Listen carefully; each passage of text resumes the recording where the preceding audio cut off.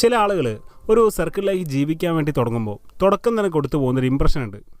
ഇപ്പോൾ കല്യാണം കഴിഞ്ഞൊരു പുതിയ വീട്ടിലേക്ക് കയറിപ്പോയ ഒരു കുട്ടി, അല്ലെങ്കിൽ ഒരു പുതിയ കോളേജിലേക്ക് അഡ്മിഷൻ എടുത്ത ഒരു കുട്ടി, ഒരു ആണായിക്കോട്ടെ പെണ്ണായിക്കോട്ടെ, ഒന്നും വേണ്ട, നിങ്ങളുടെ ബസ്സിലിരിക്കുകയാണെങ്കിൽ തൊട്ടടുത്ത സീറ്റിലുള്ള ആൾ പോലും നിങ്ങളുടെ ഇമ്പ്രഷനെ ശ്രദ്ധിക്കുന്നുണ്ട്. നിങ്ങളോട് എന്തൊക്കെ പറയാം, നിങ്ങളോട് എന്തൊക്കെ പറയരുത് എന്നുള്ളത് ഒരൊറ്റ വാക്കിൽ 1-2 സെൻറ്റൻസ് നിങ്ങൾ തമ്മിൽ കമ്മ്യൂണിക്കേറ്റ് ചെയ്യുമ്പോഴേക്ക് അവർക്കൊരു ഐഡിയ കിട്ടുന്നുണ്ട്. ഈ ഒരു പുതിയ സർക്കിളിലേക്ക് കയറി ചെന്ന ഒരു വ്യക്തിയോട് ആളുകൾ സമീപിക്കുന്നത് അയാൾ എത്രത്തോളം പൊട്ടൻഷ്യൽ ഉള്ള ഒരാളാണ് എന്ന് നോക്കിയിട്ടാണ്. ഈ കയറി ചെന്ന വ്യക്തി ഒരു പാവം ചെക്കനോ ഒരു പാവം പെണ്ണോ ഒക്കെ ആണെങ്കിൽ ചുറ്റിലുള്ള ആളുകൾ കഴിയുന്നത്ര ഇയാളെ മെൻ്റലി ഹരാസ് ചെയ്യാൻ നോക്കും. പക്ഷേ ഇതിനൊക്കെ ശക്തമായിട്ടുള്ള മറുപടി പറയാനറിയുന്ന ഇവരൊക്കെ എൻ്റെ ലൈഫിലേക്ക് വന്നിട്ടുള്ള പഠനങ്ങളാണ്, കുറച്ച് നേരത്തേക്കുള്ള എക്സ്പീരിയൻസുകളാണ് എന്ന് ചിന്തിക്കാൻ കഴിയുന്ന ആളുകൾ പ്രതികരിക്കുന്നത് എങ്ങനെയായിരിക്കും എന്നറിയോ? അവരുടെ സ്വഭാവത്തെ താഴ്ത്തിക്കെട്ടാൻ ശ്രമിക്കാനും അവരോട് എന്തെങ്കിലുമൊക്കെ മണ്ടത്തരങ്ങൾ പറയാനും അവരോട് സ്ത്രീധനത്തിനെ പറ്റി സംസാരിക്കാനും നിങ്ങൾ പേടിക്കും. അതിൻ്റെ കാരണം ഈ കയറി ചെന്ന സർക്കിളിലേക്ക് ഒരു ബോൾഡായിട്ടുള്ളൊരു ഫസ്റ്റ് ഇംപ്രഷൻ അയാൾക്ക് കൊടുക്കാൻ സാധിച്ചു എന്നുള്ളതാണ്. ഉള്ളിൽ ശക്തമായിട്ടുള്ളൊരു വ്യക്തി ഉണ്ടായിട്ട് പോലും പുറത്ത് ചിരിച്ച് കാണിക്കേണ്ടി വന്നു കഴിഞ്ഞാൽ ആളുകൾ വിചാരിക്കും ഇയാളൊന്നും അറിയാത്ത ഒരു മണ്ടനാണെന്ന്.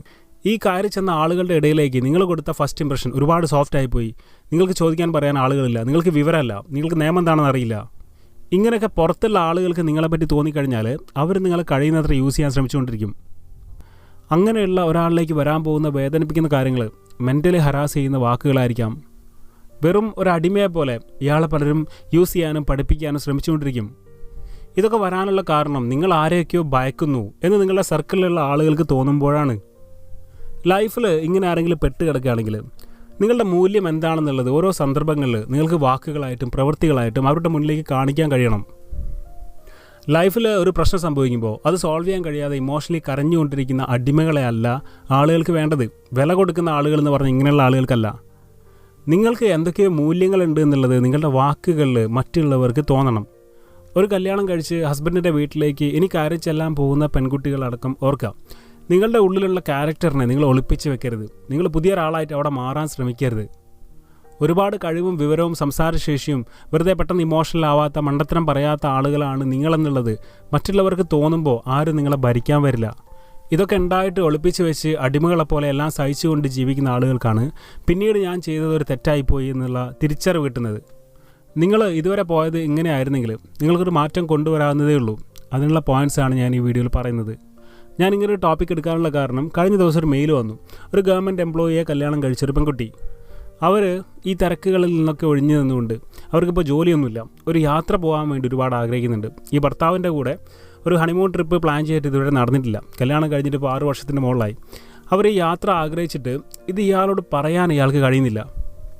1-2 പ്രാവശ്യം ഇത് പറയാൻ ശ്രമിച്ചപ്പോൾ ഭയങ്കരമായിട്ടുള്ള റിജക്ഷനാണ് അയാളുടെ ഭാഗത്തു നിന്ന് വന്നത്. സ്വന്തം ഭർത്താവിനോട് തൻ്റെ ആഗ്രഹങ്ങൾ പറയാനുള്ള ധൈര്യമില്ലാതായി പോകുന്ന ഒരവസ്ഥ, മറ്റുള്ളവരുടെ പരുക്കൻ സ്വഭാവങ്ങൾ ഇമോഷണലി നമ്മളെ ബാധിക്കുന്ന ഒരു സ്റ്റേറ്റ്. ഇത് വരുന്നത് എന്തുകൊണ്ടാണെന്ന് ചോദിച്ചു കഴിഞ്ഞാൽ നമ്മൾ പലരുടെയും അടിമയായി പോവാണ്. മറ്റുള്ളവരുടെ സ്വഭാവം നിങ്ങളെ വേദനിപ്പിക്കുന്ന രീതിയിൽ നിങ്ങൾ മാറിപ്പോകുന്നുണ്ടെങ്കിൽ അതിനൊരൊറ്റ റീസണേ ഉള്ളൂ, നിങ്ങളെ ശരിക്കും മനസ്സിലാക്കാൻ മറ്റുള്ള ആളുകൾക്ക് കഴിഞ്ഞിട്ടില്ല. നിങ്ങളുടെ ധൈര്യം എന്താണെന്നുള്ളത് മറ്റുള്ള ആളുകൾക്ക് അറിയാൻ സാധിച്ചിട്ടില്ല. ലൈഫിൽ കുറച്ചുകൂടെ ബോൾഡായി കഴിഞ്ഞാൽ ഇങ്ങനെയുള്ള കാര്യങ്ങളൊക്കെ നമുക്ക് സോൾവ് ചെയ്യാൻ പറ്റൂ. മറ്റുള്ളവരുടെ സ്വഭാവങ്ങളും സംസാരങ്ങളൊക്കെ നിങ്ങൾ ഒരുപാട് ഇമോഷണലി ബാധിക്കുന്നുണ്ടെങ്കിൽ നിങ്ങളുടെ അഭിപ്രായങ്ങളൊക്കെ ധൈര്യത്തോടു കൂടി പറഞ്ഞ് കൺവിൻസ് ചെയ്യിപ്പിക്കാൻ നിങ്ങൾക്ക് കഴിയുന്നില്ലെങ്കിൽ നിങ്ങളുടെ ഭാഗത്ത് നിന്ന് വന്ന കുറച്ച് മിസ്റ്റേക്കുകൾ നിങ്ങൾ ആക്സെപ്റ്റ് ചെയ്യണം, അംഗീകരിക്കണം. ആ തെറ്റുകളാണ് നിങ്ങൾ അയാളുടെ അടുത്ത് നിന്ന്, നിങ്ങളെ സ്വാധീനിക്കുന്ന ഇത്തരം ആളുകളുടെ അടുത്ത് നിന്ന് ഒരുപാട് എന്തൊക്കെയോ എക്സ്പെക്റ്റ് ചെയ്തു പോയി. നിങ്ങൾ ആരാണെന്ന് കാണിക്കാതെ നിങ്ങൾ അവരിൽ നിന്ന് കിട്ടേണ്ട കാര്യങ്ങളെ പറ്റിയുള്ള പ്രതീക്ഷകൾ ഒരുപാട് കൊടുത്തുപോയി. ഇവിടെയാണ് ഞാൻ നേരത്തെ പറഞ്ഞ കാര്യം, ഒരാൾ എന്താണെന്ന് അറിഞ്ഞെങ്കിലേ അയാൾക്ക് വേണ്ട കാര്യങ്ങൾ ഈ സമൂഹം ചെയ്തു കൊടുക്കൂ. അയാളുടെ സംസാരവും ആറ്റിറ്റ്യൂഡും മറ്റുള്ള ആളുകൾ നമ്മളോട് എങ്ങനെ നിൽക്കുന്നു എന്നുള്ളതിന് കാരണമാവും. ഒന്നാമത് സംഭവിച്ച മിസ്റ്റേക്ക്, എക്സ്പെക്റ്റേഷൻ ഒരുപാട് കൂടിപ്പോയി. ഈ ആളുകൾക്ക് ഇങ്ങനെയാണ്, ഇവരെനിക്ക് വേണ്ടി എന്തൊക്കെ ചെയ്തു തരും. ഇങ്ങനെ നമ്മൾ ഒരാളെ പറ്റി ചിന്തിക്കാൻ പാടില്ല.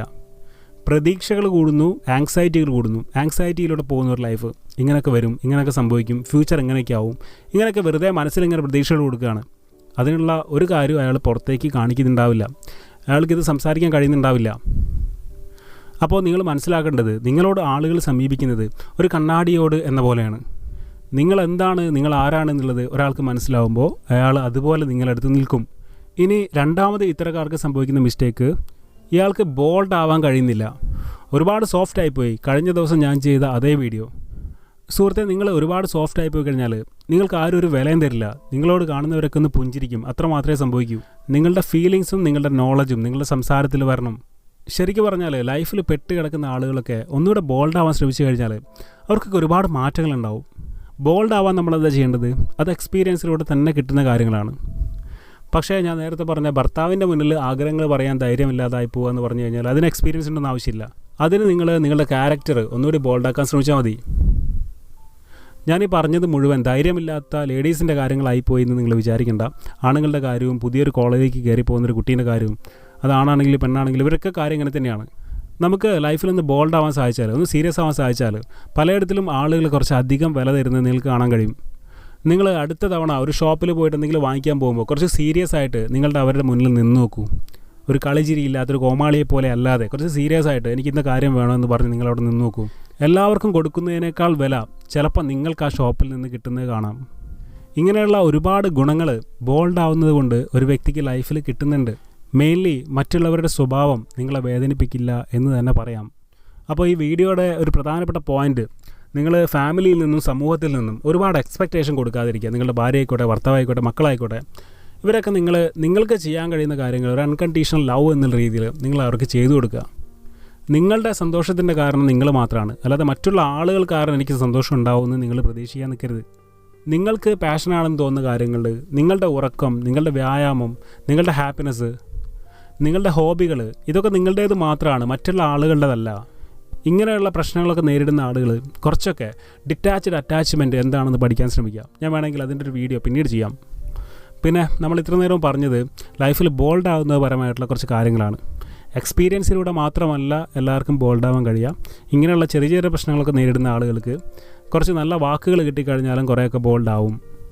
ഒരാൾക്ക് ലൈഫിൽ അത്യാവശ്യം ബോൾഡ് ആവണമെങ്കിൽ അയാൾക്ക് ഫോളോ ചെയ്യാൻ കഴിയുന്ന കുറച്ച് റൂൾസ് എന്തൊക്കെയാണെന്നുള്ളത് ഞാനൊരു വീഡിയോ സീരീസ് ആയിട്ട് ചെയ്യാൻ വേണ്ടി ആഗ്രഹിക്കുന്നുണ്ട്.